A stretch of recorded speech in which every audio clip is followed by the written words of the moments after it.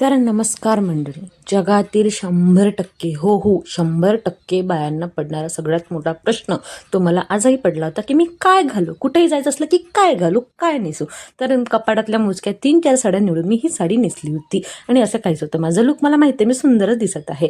तर आज आम्ही एका गोष्टीवरती घनकोर भांडण केलं होतं. म्हटलं कशासाठी, की आम्ही आज पॉकेट घेऊन जाणार होतो आणि नवरा म्हणाला स्पेशली सांग तू त्यांना, कारण मागच्या वेळेला जिथं गेलो ना आम्ही सांगितलं आम्ही फुकट जेवायला जातो आणि लोकांनी ते खरंच सिरियसली घेतलं, पण असं नाहीये. आम्ही पॉकेट देतो म्हटलं आणि आजही आम्ही दिलं होतं. मोजून आम्ही 100 रुपये दिले होते. 5 जणांच्या मानाने 100 रुपये भरपूर झाले होते. तर आम्ही निघालो होतो रिसेप्शनला जायसाठी आणि रिसेप्शन कोणाचं आहे, कुठं आहे, व्हेन्यू काय आहे, सगळं तुम्हाला क्लिअर सांगते मी. शेवटपर्यंत व्हिडिओ बघा आणि हो, चॅनलला सबस्क्राईब करायचं आहे हे विसरू नका, कारण माझ्या 1 मिलियन सबस्क्रायबरचं स्वप्न बघतो तुम्ही पूर्ण करू शकता.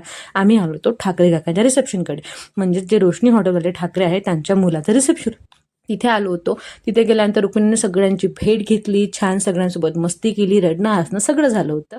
त्यानंतर आम्ही आलो होतो जेवणाच्या काउंटरवरती. तिथे इतकी लांब लाईन होती, म्हटलं की पूर्ण शूट करणं पॉसिबलच नाही झालं. तर आम्ही सर्वांनी जेही काही मेन्यू घेतले होते आमच्या ताटामध्ये दिसत होते सगळे आम्ही घेतले आणि मी तेच शूट केले होते, कारण लाईन खूप मोठी होती आणि खूप सारं गर्दी पण होती, त्यामुळे मी पूर्ण शूट नाही करू शकली.